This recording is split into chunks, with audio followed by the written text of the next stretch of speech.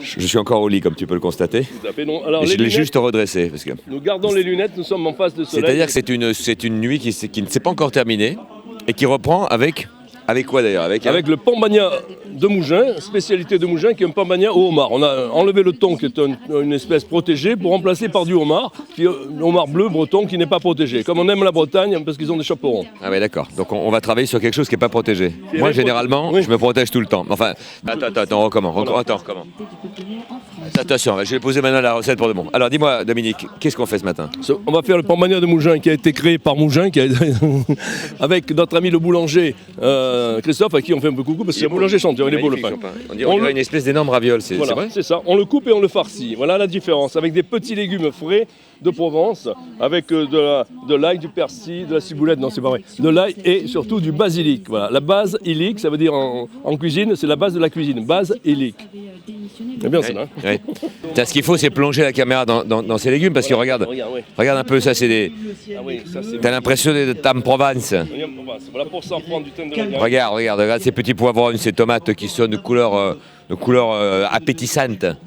Et ce petit concombre. Oui, c'est un petit. Ouais, petit. Ce petit concombre Noah, comme on dit. Parce que Noah, je sais pas. Et pourquoi on l'appelle comme ça. Et donc voilà. Et alors là, tiens, viens plonger ta caméra dans le homard. Le homard. Voilà. Il est encore vivant. Quelques queues de homard. C'est là où on voit combien je Voilà. suis balèze. Hein. C'est ça le pambagna de Mougins. Alors je forme mon pain en deux dans le sens que vous voulez. Et là maintenant, le but du jeu, tu vois, c'est qu'il n'y a pas beaucoup de mie. Donc il est farci, on farcit ce pain. Ah ouais, c'est et rigolo on va pas ça. pouvoir non plus trop avoir beaucoup de pain parce que on va donner place aux légumes et au pain qui est juste la finalité, tu vois, l'enveloppe charnelle. Ah oui, c'est extraordinaire. Il est soufflé pour permettre aux légumes d'être... C'est une technique spécialement mise au point par notre ami Christophe le boulanger, qui est un génie de la boulange et chanteur. Mais voilà. Donc après on va farcir, tu vois. C'est Christophe le chanteur? Oui. Non, c'est Christophe le boulanger, mais qui est chanteur. Ah oui? C'est pour ça qu'il dit. Il est où lui? Il est à la Mouginoise des Pains en bas à Mougins. C'est une boulangerie de folie. Voilà. Regardez le pain qu'il fait, c'est du merveille.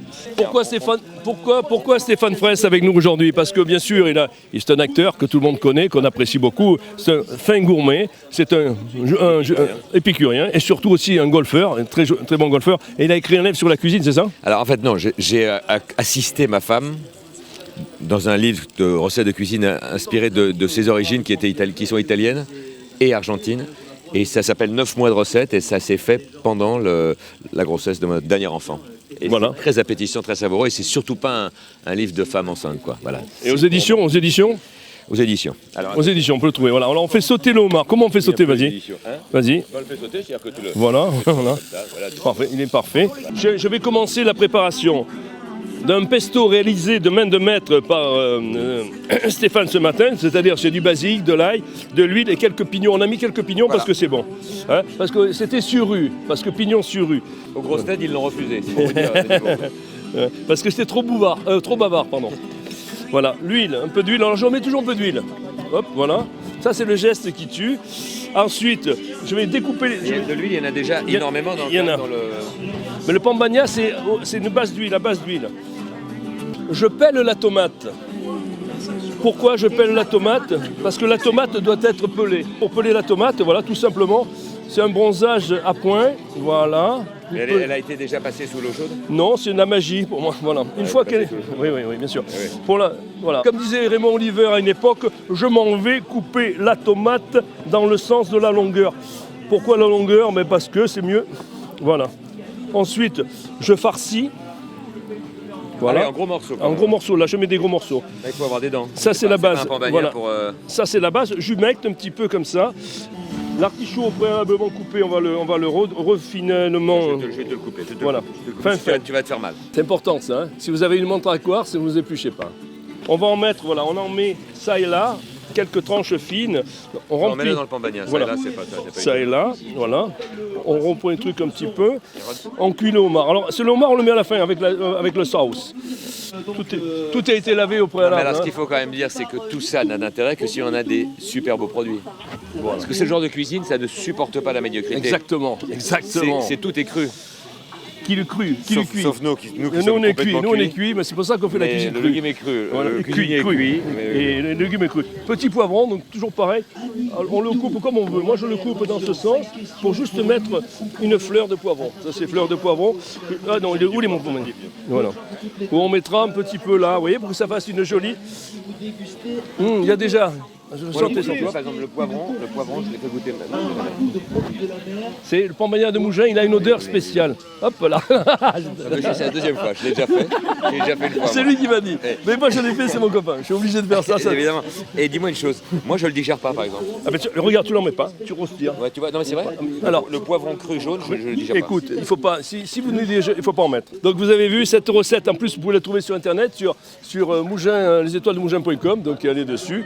Elle est pas voilà, une belle recette. Alors un petit conseil pour les olives, on les prend dénoyautées. Mais tu peux faire aussi avec des langoustines si t'aimes pas l'eau. Avec des langoustines, avec des crevettes, avec des champignons. Le pambagna, la revisitature Oui, la revisitature. du pambagna, c'est qu'on y met ce que nous plaît. Ce qui lui plaît. Ce qu'on nous plaît, ce qui plaît. Toujours les olives dénoyautées. Parce que vous regardez la télé, vous mangez un pambagna et hop là. Eh oui. Voilà. Un petit peu. À défaut de pince, un petit couteau. Voilà. Mélange purée pois chiche et sésame. Voilà. Mytho, vous le saviez, vous Hop là. hein Bon. Ah bah oui. Ah bah attendez, on part encore plus loin dans le nord. Allez, si vous voulez. celui-là, on va le donner au premier qui est là. Bon, voilà, la dame. Voilà, Vous voulez qu'on voilà. le coupe en deux? On va le couper en deux, mais sinon on peut tout. Ça tombe, ça tombe. Voilà, bougez pas.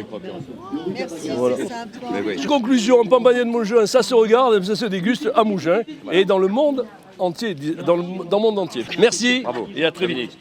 On l'a fait. On veut le faire. on l'a fait.